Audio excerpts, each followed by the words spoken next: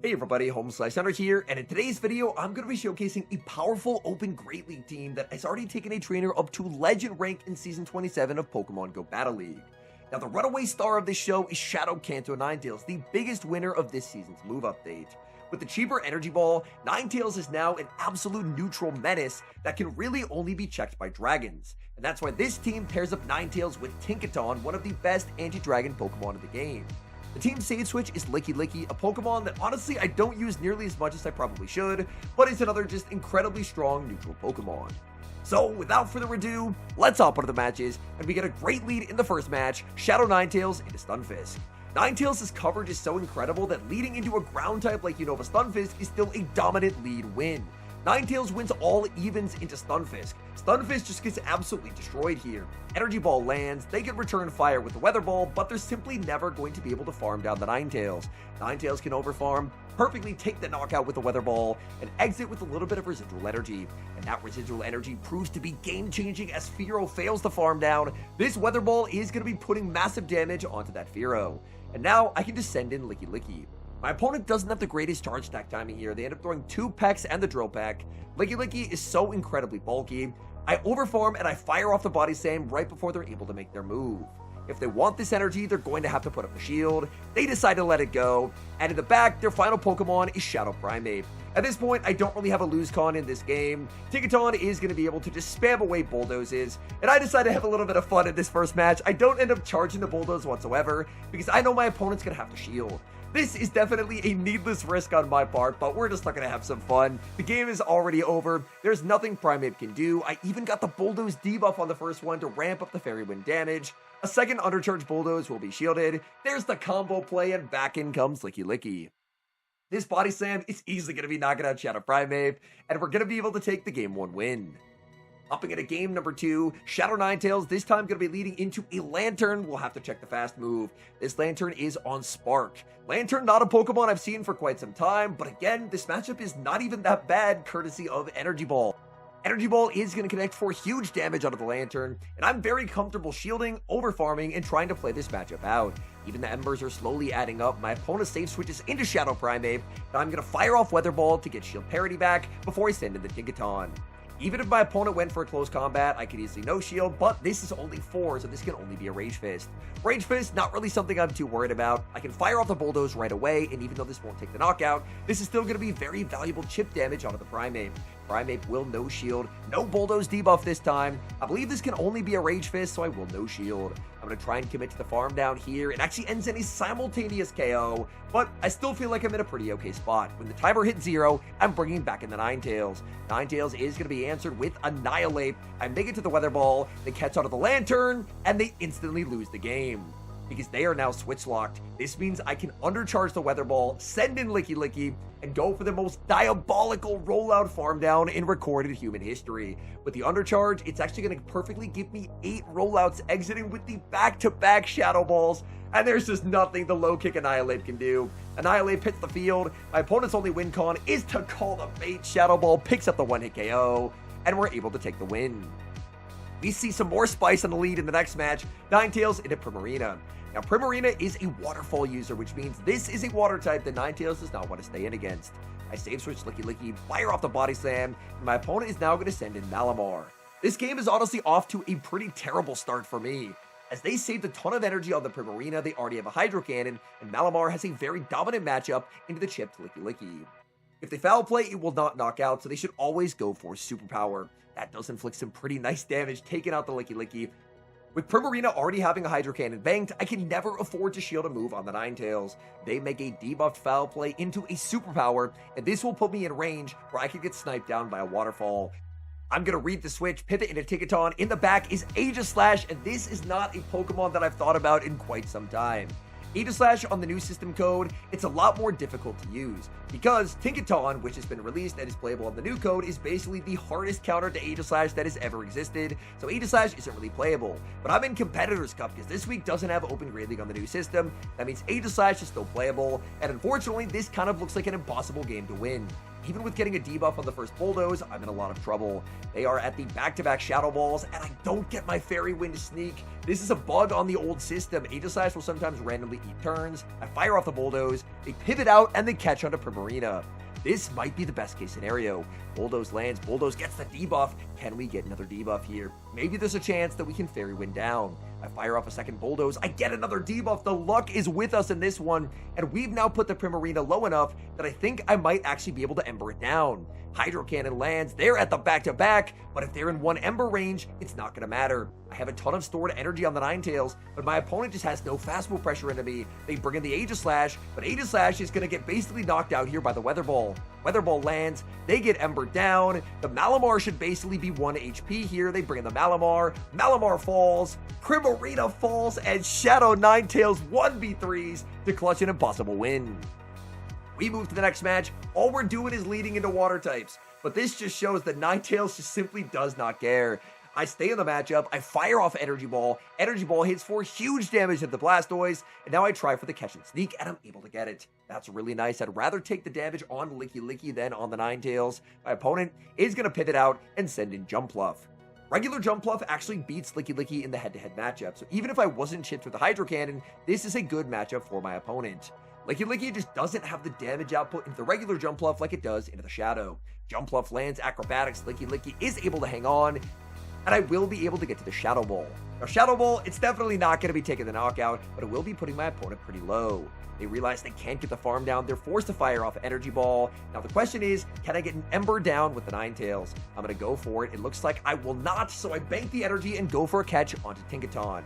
Tinkaton just has incredible defensive resistances, and that's what I used a lot of the back Pokemon on this team for. It's basically just the catch moves that were aimed at the Ninetales. Ninetales is just insanely overpowered, so if we can let as few charge stacks land on it as possible, then we should be in a pretty good spot. Endgame scenario, Tinkaton versus Clodsire. Even though Bulldoze is super effective, we all know Gigaton Hammer is going to do way more damage. I'm going to fire off Gigaton Hammer after Gigaton Hammer, trusting in the fact that once one lands, I should be in a pretty good spot. That Blastoise is only one rollout away from a Hydro Cannon. The good news for me is my Tinkaton is still not in Hydro Cannon range, so I decide I'm going to put up the shield and really press the issue. This Gigaton should take the knockout. They basically don't have a good way of getting rid of the Tinkaton unless they give you the final shield. They end up waiting 2 turns. This Earthquake will deliver the knockout, but the energy that I stored earlier on the Ninetales is going to be key. They pivot into the Blastoise. I get to fire off the Energy Ball mid-rollout. Energy Ball guarantees the knockout onto the Blastoise. And all they have left is 1 HP on a Jumpluff. They have a Clodsire, but they're switch locked. They can't even go for a catch. I can just farm up to the back-to-back Weather Balls. Weather Ball is going to be knocking out the Clodsire, and then we have the Weather Ball for the 1 HP Jumpluff. Opponent sees the writing on the wall and concedes the match. We get a mirror lead in the next match, Shadow Ninetales versus Shadow Ninetales. Now, I mentioned at the start that using a Dragon type is one of the most effective ways to slow down a Ninetales. Well, I could also argue that using your Ninetales is also a very effective way to slow down a Ninetales. That's because it's a matchup of entirely resistant damage. My Tinkaton in the back really does not want to see Ninetales, so I'm very comfortable playing this out. The fact that I do win charge stack priority means I'm guaranteed to win switch advantage or shield advantage. In this matchup, Kanto Ninetales exits very low, so honestly, losing Switch isn't particularly punishing if you're able to get a farm down on something. So I'm just going to fire off the Weather Ball. My opponent doesn't actually play to the CMP tie, and to my shock, they put up the shield. This works great for me. They're not going to be able to farm down. They're forced to fire off a Weather Ball. They do have a Weather Ball loaded, but I'm very comfortable tanking it on Licky. I bring in Licky. If this was the new code, they would have gotten the Energy Ball there, but because it's not, they don't get the damage registration error. So now, I have a very healthy Licky. They send in Florges and pivot into the Tinkaton, and they stay in to fire off Chilling Water. Whatever's in back, they do not want me at full attack. It's a Corviknight in the back, and this is going to be a very lengthy endgame.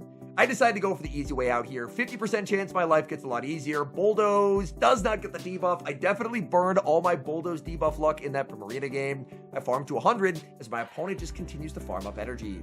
This Gigaton Hammer is at -1, still does quite a lot of damage, and now I can save the energy, reset the debuff, and pivot into the Licky. Air Cutter, really not going to do much. My opponent is going to go for the catch and sneak onto the Forges. This is a game filled with many catches, many switches. I think I'm in a pretty good spot because I still have the Tinkaton with energy, but I'm still not out of the woods quite yet. Forges will debuff with the Chilling Water. I'm going to go for the Shadow Ball, and I do decide to go for an undercharge here. I'm hoping to leave them at 1 HP, but unfortunately, Licky takes the knockout. Back in comes the Corviknight, and I realize I can just save 2 shields for Tinkaton and win this game. They go for the Air Cutter, I can pivot into the Tinkaton, and as they fire off another Air Cutter, I will finally start using Protect Shields. I just kept no shielding again and again and again, and I feel like my only lose con at this point is going for the Bulldoze. So I fire off Gigaton Hammer, my opponent will put up the shield, but the 6th cycle on Gigaton Hammer means we're gonna get there. Gigaton Hammer, we're at full power, easily gonna be knocking out the Corviknight, and we're taking the win. We move to the next match. Now we're in the rain, and it's a pretty awkward lead. Shadow Ninetales into Shadow Mightyena. Shadow Mightyena is used as a brute force battering ram on the lead to set up alignment for an alignment-dependent core in the back. My opponent Older Farms massively CMP tying here, but if they go Poison Fang here, and they do, and you have a good Shadow Ninetales, you can actually survive. My Ninetales, it's not the best, it's okay, 0-7-7, but I'm able to force both shields away from my opponent, and now I send in the Tinkaton. In comes Mantine, I'm gonna bank Gigaton Hammer for later, and then send in Licky. Licky is gonna do very well into the Mantine. The most common team that I've seen with Mightyena and Mantine has Unova Stunfisk as the third, so Licky honestly wouldn't do the best there. However, if I have a ton of energy on Tinkaton, then Tinkaton should be able to take home that win.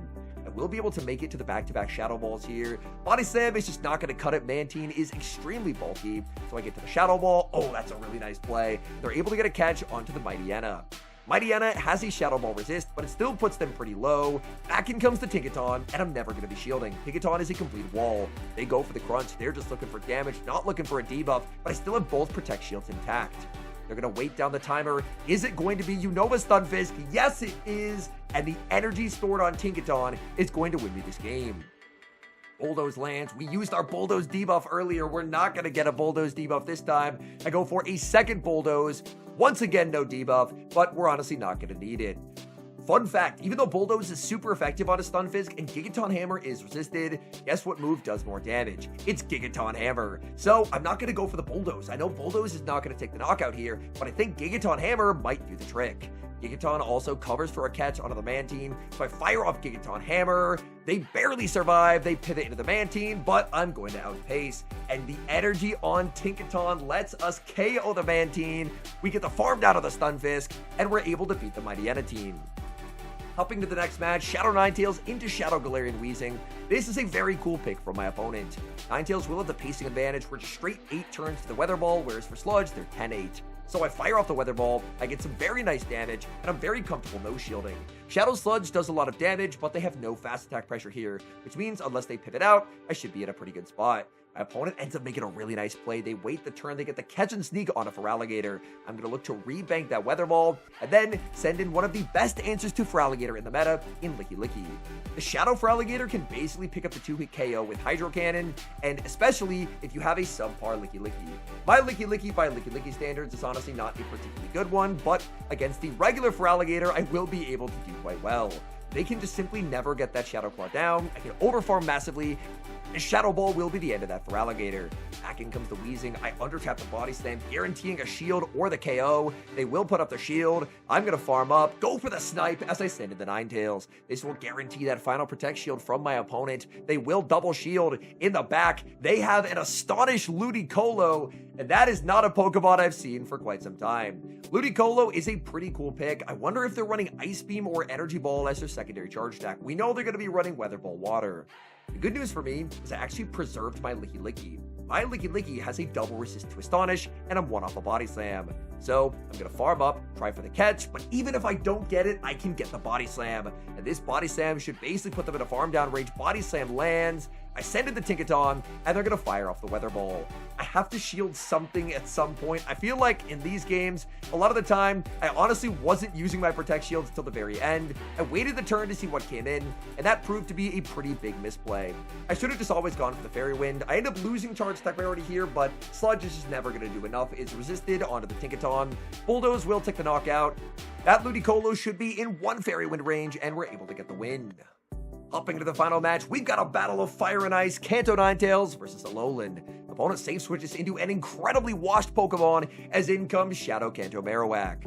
Now, I watched Axon's stream with Kanto Marowak, and this might be one of the worst Pokemon in the entire Great League. Post-nerf, Kanto Marowak is just horrendous. Gastrodon, at the very least, did get an Earth Power buff, so Gastrodon usage makes a little bit more sense, but Marowak, man, it just cannot win a neutral matchup to save its life. Now, this team on paper might not seem like it works because it is ABA weak to Mud Slap. However, with Mud Slap not really being a thing anymore and the primary ground types not having a lot of fast move pressure, with it being Diggersby, Unova Stunfisk, Quagsire, teams like this can actually have pretty nice success. In the back, my opponent has a Shadow Waterfall Empoleon that is an incredibly cool pick. I fire off the Weather Ball. That's a misplay from me. Energy Ball would have done slightly more damage and set up an easier farm down for the Tinkaton. Fairy Wind really does not do a whole lot here, so the fact that I did not go for the Energy Ball is a pretty colossal error. However, there's one thing that could guarantee this win, and that is, you guessed it, a Bulldoze debuff. Bulldoze connects, we get the debuff one final time, and that's going to seal this win. My opponent's going to have to pivot into the Ninetales, and even if Ninetales is running Chilling Water, it's just not going to matter. This is a Gigaton Hammer. It's one of the most efficient charge attacks in the entire game. It's a Steel-type clone of Precipice Blades.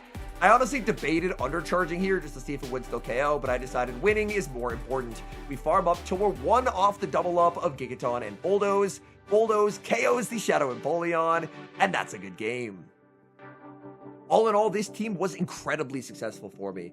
I've played Ninetales quite a bit this season, but I really feel like this might have been the team that really helped me unlock the full potential of Kanto Ninetales. Ninetales, it's simply just a neutral wrecking ball. There is basically no neutral matchup where it doesn't have at least some shielding scenario that you can play to get an advantage, and if you end up running into one of those matchups where it's completely walled, like let's say a dragon, then your backline should do pretty well at handling that.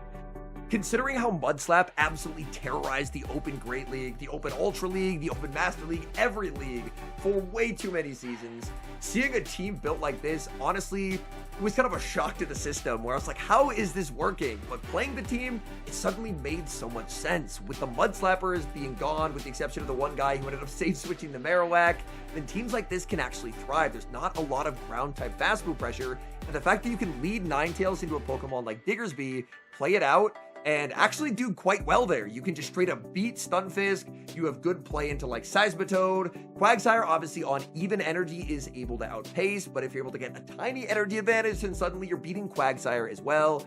It is just absolutely insane how strong Ninetales is. I think when it comes to the World Championships in August, I believe they're at the end of August, it's going to come down to this.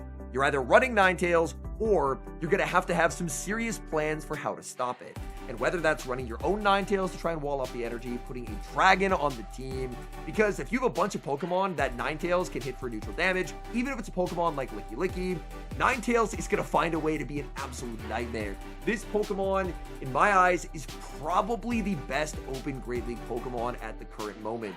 And that feels a little bit crazy to say. Ninetales kind of going from zero to hero. I mean, to be fair, it was never truly a zero. It was always somewhat playable, but my goodness, Ninetales is an absolute terror in this season of Go Battle League. Anyways, thank you guys so much for watching. If you enjoyed watching today's video, please do help support the channel by leaving a like on the video, subscribe to the channel if you haven't, and an extra special thank you as always to our channel members here on YouTube. The support you guys provide to the channel is so appreciated, so thank you guys so very much, and until next time, I've been HomeSliceHenry.